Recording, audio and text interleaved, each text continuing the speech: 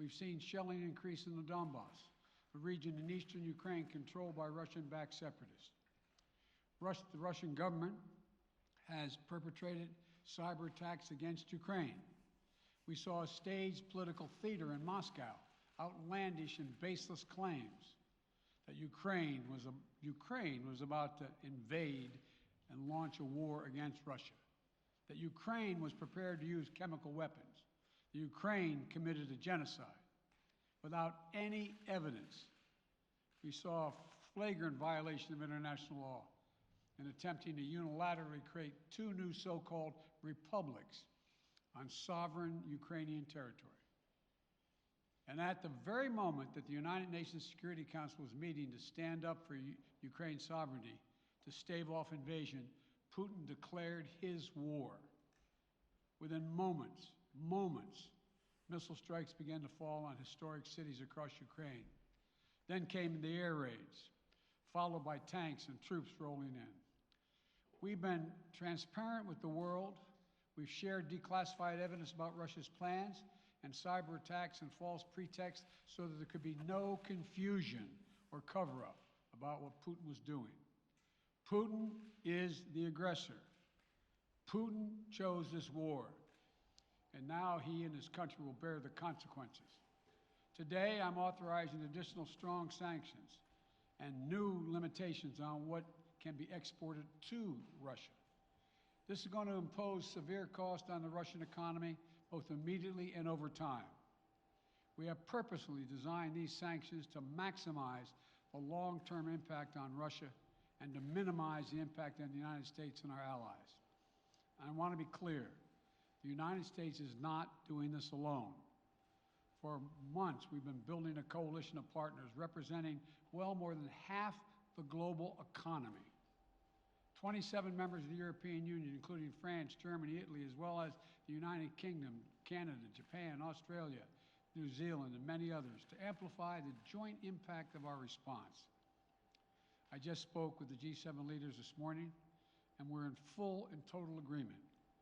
We will limit Russia's ability to do business in dollars, euros, pounds, and yen to be part of the global economy. We'll limit their ability to do that. We're going to stunt the ability to finance and grow the Russian military. We're going to impose and we're going to impair their ability to compete in high-tech 21st century economy. We've already seen the impact of our actions on Russia's currency and the ruble, which early today hit its weakest level ever in history. The Russian stock market plunged today. The Russian government borrowing rate spiked by over 15%. In today's actions, we've now sanctioned Russian banks that together hold around $1 trillion in assets. We've cut off Russia's largest bank, a bank that holds more than 1/3 of Russia's banking assets by itself, cut it off from the U.S. financial system. And today, we're also blocking 4 more major banks. That means every asset they have in America will be frozen. This includes VTB, the second largest bank in Russia, which has $250 billion in assets. As promised, we're also adding the names to the list of Russian elites and their family members that we're sanctioning as well. As I said on Tuesday, these are people who personally gain from the Kremlin's policies, and they should share in the pain. We will keep up this drumbeat of those designations against corrupt billionaires in the days ahead. On Tuesday, we stopped the Russian government from raising money from U.S. or European investors. Now we're going to apply the same restrictions to Russia's largest state-owned enterprises, companies with assets that exceed $1.4 trillion. Some of the most powerful impacts of our actions will come over time as we squeeze Russia's access to finances and technology for strategic sectors of its economy and degrade its industrial capacity for years to come. Between our actions and those of our allies and partners, we estimate that we'll cut off more than half of Russia's high-tech imports. It'll strike a blow to their ability to continue to modernize their military. It'll degrade their aerospace industry, including their space program. It'll hurt their ability to build ships, reducing their ability to compete economically. And it will be a major hit to Putin's long-term strategic ambitions. And we're preparing to do more. In addition to the economic penalties we're imposing, we're also taking steps to defend our NATO allies, particularly in the East.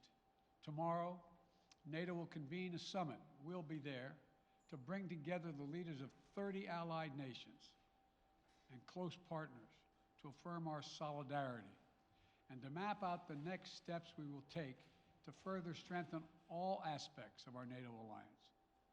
Although we provided over $650 million in defensive assistance to Ukraine just this last year, let me say it again. Our forces are not and will not be engaged in the conflict with Russia in Ukraine.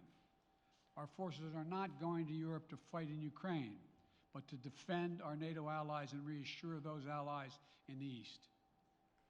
As I made crystal clear, the United States will defend every inch of NATO territory with the full force of American power. And the good news is, NATO is more united and more determined than ever. There is no doubt that the United States and every NATO ally will meet our Article 5 commitments, which says that an attack on one is an attack on all.